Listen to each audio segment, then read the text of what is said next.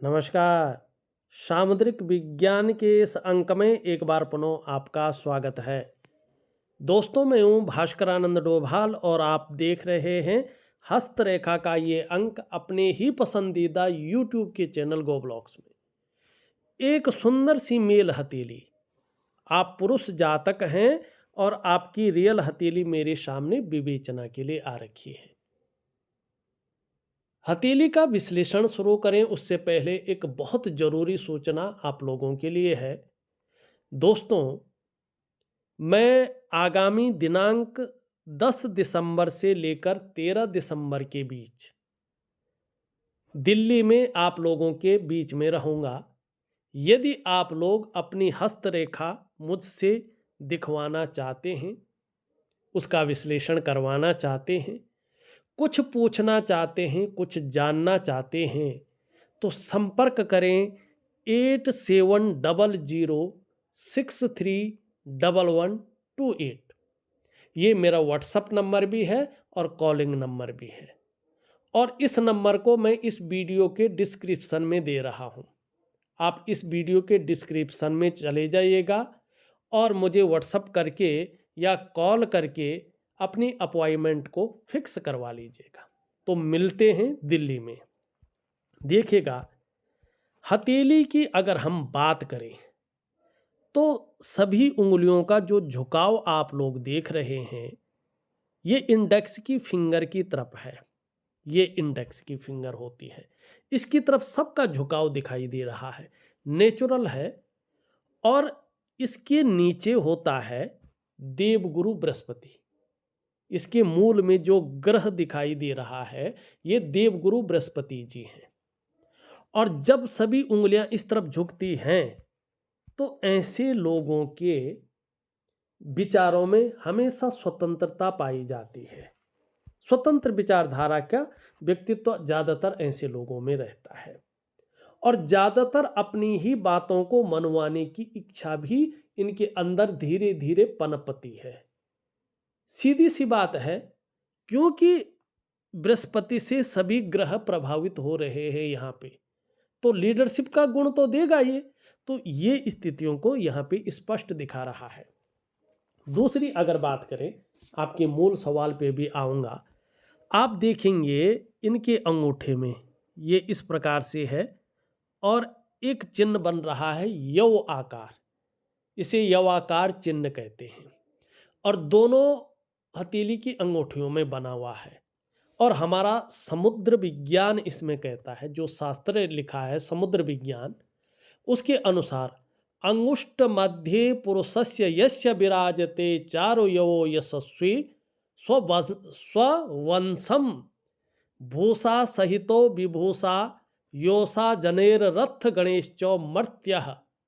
मानी जिस पुरुष के अंगूठे के बीच ये जौ मानी यव के समान सुंदर आकार हो, तो ऐसा जातक वंश वाला होता है, यश पाने वाला होता है, प्रसिद्धि पाने वाला होता है। और ये पुरुष अपने वंश में भूषण होता है तथा आभूषण होता है, स्त्री जन होता है, धन से युक्त होता है। ये इसका एक जो है फल है, ऐसा फलों को ये प्राप्त करता है। ठीक, अब यहाँ पे देखिएगा, मूल चीज पे आते हैं। मूल चीज पे एक तो अंगूठा ही है, बहुत अच्छा लंबा है, पूरा फिर भी खींच के नहीं दिया इन्होंने, मैंने कई बार बोला इनको, लेकिन फिर भी अच्छा खासा लंबा है। तो शिक्षा और प्यार के मामले, अब प्यार का मतलब नहीं है कि आप जो है किसी से लव करें। प्यार प्यार मतलब एक सही तरीके से रहना, किसी के मानी दुर्भावना किसी के प्रति नहीं रखना, उसको कहते हैं प्यार। ठीक है ना। तो कहीं ना कहीं आप शिक्षा और प्यार के मामले में बहुत अच्छे इंसान रहने वाले हैं। धीरे धीरे आत्मविश्वास आपके अंदर बहुत अच्छा रहेगा, और जो लक्ष्य रहेंगे वो काफ़ी ऊंचे रहेंगे, और निश्चित तौर पे अगर मेहनत करेंगे तो तरक्की भी बहुत अच्छी आप करेंगे। अब यहाँ पे देखिएगा, एक चीज़ और है यहाँ पे बुद्धादित्य राजयोग बन रहा है और बृहस्पति उसमें कारक है। कैसे बन रहा है जरा ध्यान से अगर देखेंगे, बुद्धादित्य राजयोग माने बुद्ध और आदित्य सूर्य से बनना। तो ये जो आपकी उंगली है कनिष्ठिका उंगली, सबसे छोटी फिंगर जिसको लिटिल फिंगर कहते हैं, इसके नीचे का जो ये भाग है ना, इसको हम बुद्ध का पर्वत कहते हैं। तो ये बुद्ध का पर्वत आपका बहुत अच्छी तरह से उभरा हुआ दिखाई दे रहा है। तो धीरे धीरे इसके गुण आपके अंदर आएंगे तो हर तरह की परिस्थितियों को भली भांति समझने वाला व्यक्तित्व आपका रहने वाला है। अगर आप योजना बनाकर काम करें तो आपको बहुत अच्छा लाभ होगा, और जो भी आप काम करें उसको अधूरे में नहीं छोड़ें, पूरा अवश्य करें, तो आपकी क्वालिटी बढ़ेगी और बुद्ध का प्रभाव और अच्छा होगा। बुद्ध यहाँ पे देखेंगे तो सही रूप से विकसित अवस्था में दिखाई पड़ रहा है। निश्चित तौर पे आप मनोवैज्ञानिक के क्षेत्र में माहिर हो जाएंगे। सामने वाले व्यक्ति को किस प्रकार से प्रभावित करना है आप अच्छी तरह से जान जाएंगे, ये भी यहाँ पे स्पष्ट दिखाई दे रहा है। और उंगली देखेंगे तो इस तरफ झुकी हुई दिखाई दे रही है। तो धन कमाने की ललक भी आपके अंदर बहुत अच्छी रहेगी। दूसरी बात देखेंगे तो ये इसके पहले पौरवे तक पहुंच रही है, जिसको बहुत अच्छा माना जाता है। ऐसा व्यक्ति अगर व्यापार करता है जीवन में तो उत्कृष्टता हासिल करता है। नौकरी करे ऐसा व्यक्ति, चाहे वो सरकारी नौकरी हो चाहे प्राइवेट नौकरी हो, तो कहीं ना कहीं जो है अधिकारी लेवल का व्यक्ति होता है, जीवन में उच्च वर्ग का व्यक्ति होता है, बहुत श्रेष्ठ और बढ़िया सफलता हासिल करता है। दो कारणों से। एक तो ऐसे व्यक्ति के अंदर खूबी रहती है कि अपने बलबूते पे कुछ करने वाला गुण होता है। दूसरा, ऐसे लोगों की जो कम्युनिकेशन स्किल्स रहती है उसके दम पर ये लोग जो है सफलता की प्राप्ति करते हैं। अब दूसरा यहाँ पे देखेंगे तो ये आपका जो सूर्य की उंगली है पर्वत है, ये भी बहुत अच्छा है। और यहाँ पे धीरे धीरे एक रेखा उभर रही है, और जितनी ये लंबी होती है ये रेखा उतनी व्यक्ति को सफलता दिलाती है, प्रसिद्धि दिलाती है। और सूर्य होता है सरकार का कारक, सूर्य होता है पिता का कारक, सूर्य होता है औषधि का कारक, सूर्य होता है आपका जो है जिसको हम कहते हैं ना नेम फेम और गुडविल, उसका कारक होता है। तो यहाँ पे ये चीज़ें बहुत अच्छे हैं, तो सूर्य के गुण मिल रहे हैं। तो सूर्य बहुत अच्छा यहाँ पे प्रभाव दे रहा है। और इसकी उंगली देखें तो यहाँ पे बृहस्पति मिडिल फिंगर की तरफ झुक रही है, शनि की उंगली की तरफ। जब ये शनि की उंगली की तरफ झुकती है ना, तो व्यक्ति के अंदर सूर्य के नेचुरल गुण आते हैं। ऐसे व्यक्ति जो है यश पाने की इच्छा रखता है, नीम फेम पाने की इच्छा रखता है, और अपने कार्यों में विस्तार हो जाए, अपने कार्यों में फैलाव हो जाए, उसकी इच्छा इस व्यक्ति के मन में रहती है। तो यहाँ पे दिखाई दे रही है। अब यहाँ पे देखेंगे बृहस्पति की उंगली और इस उंगली को देखें तो हल्की बड़ी है, ज़्यादा नहीं है, हल्की है, तो थोड़ा कमी भी है, ठीक है ना। रिस्क लेने की जो ताकत हो जानी चाहिए थी अभी तक, उसमें थोड़ी कन्फ्यूजन है।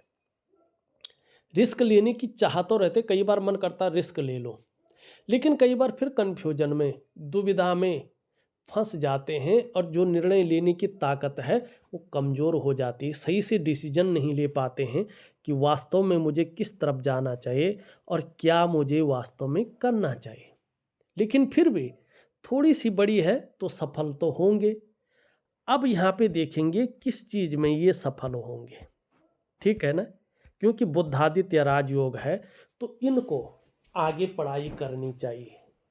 आपको स्पष्ट तरीके से आगे पढ़ना चाहिए, ये रिस्क लेना चाहिए, और सरकारी नौकरी की कोशिश करनी चाहिए, या प्राइवेट भी करें तो किसी अच्छी जगह अच्छे संस्थान में नौकरी की आपको जो है करना चाहिए। अपना करियर जो है पढ़ लिख के आगे बढ़ाना चाहिए। जो आप कर रहे हैं ना वो आपके पास हमेशा रहेगा, उसको आप पार्ट टाइम कर सकते हैं, वो चीज़ छूटेगी नहीं। वो हथेली में स्पष्ट दिख रही है कि ये चीज़ तो आपके साथ रहेगी।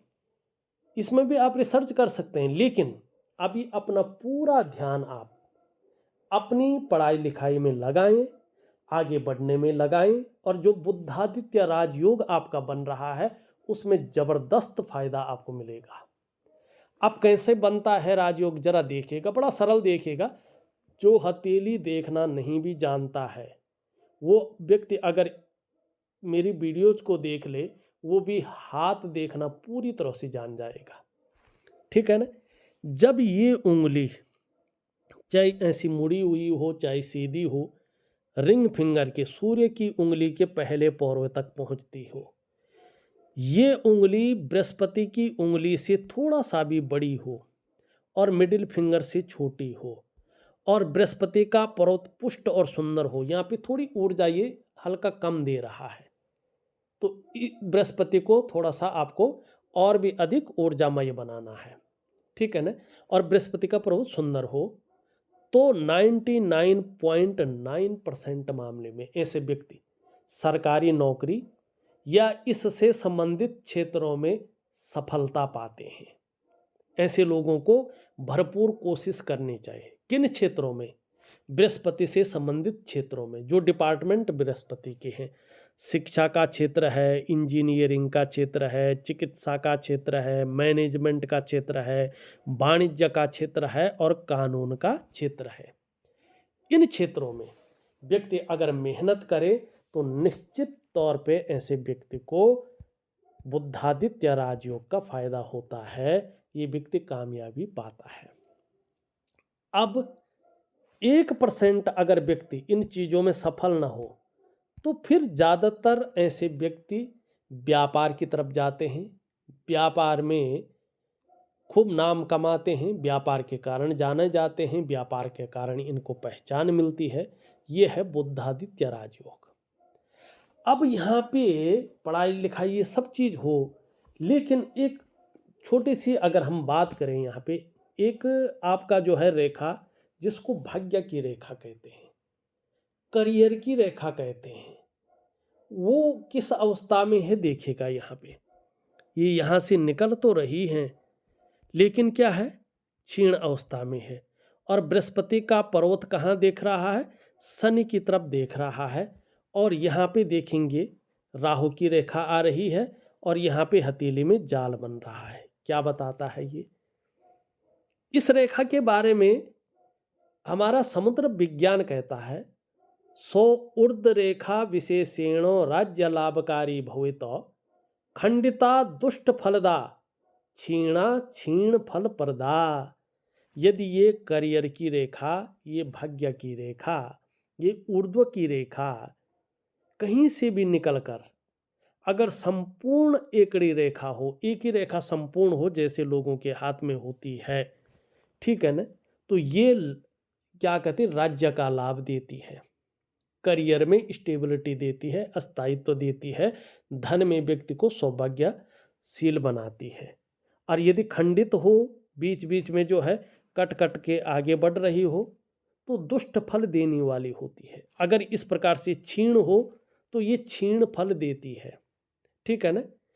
मानी नौकरी चाकरी में, करियर में, और कहीं ना कहीं जो है अस्थायित्व नहीं दे पाती है।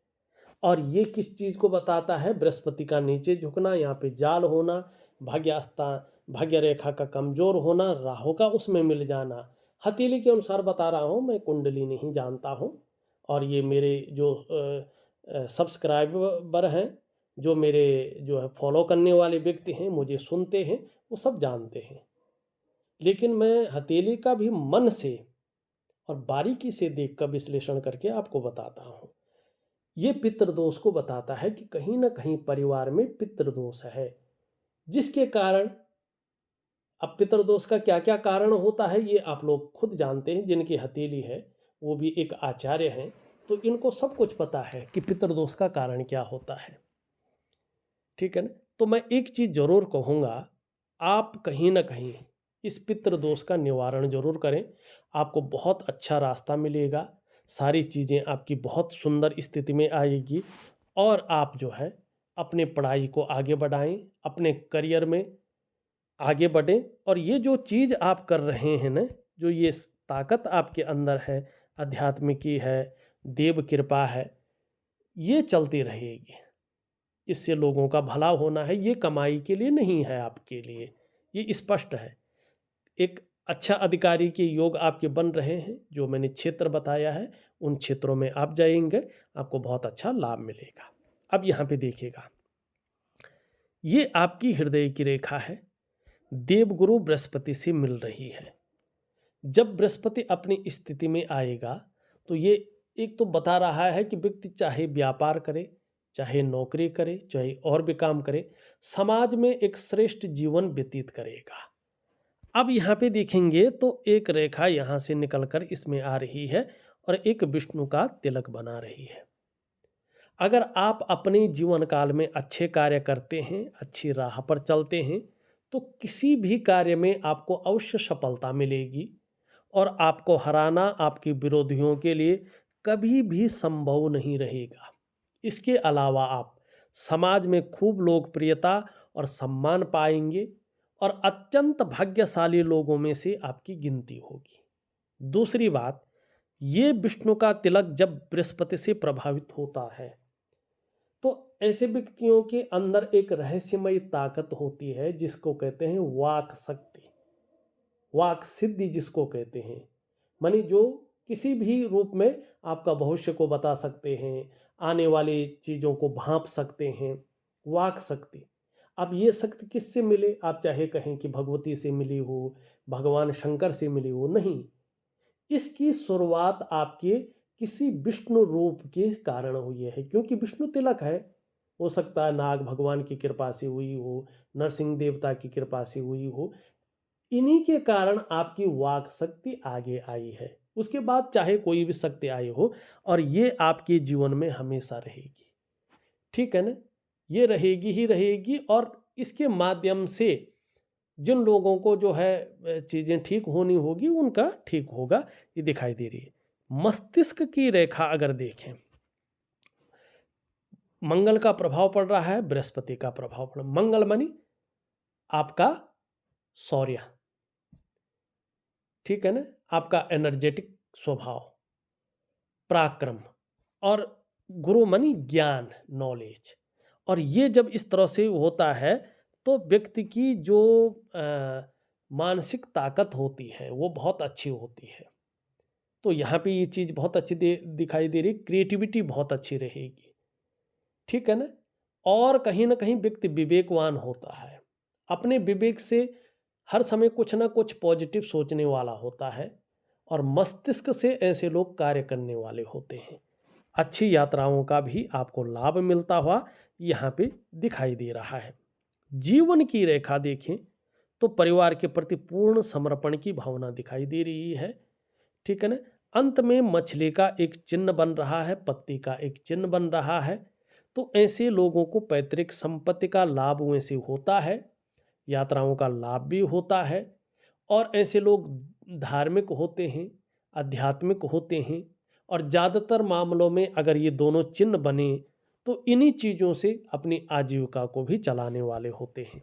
लेकिन आपके लिए मैं यही कहूँगा, जिस तरह से बुद्धादित्य राजयोग है, आपको नौकरी करना या आगे पढ़ाई करना बहुत ज़रूरी है। अभी ये रिस्क लेने की ताकत रखिएगा, आपको लाभ होगा, ये चीज़ तो आपके पास हमेशा रहेगी। अब यहाँ से देखेंगे एक रेखा बन रही है, देखिएगा करियर तो ऐसा होगा जिसमें मस्तिष्क से कार्य करना पड़े या जिसमें बोलने से बहुत ज़्यादा काम चले।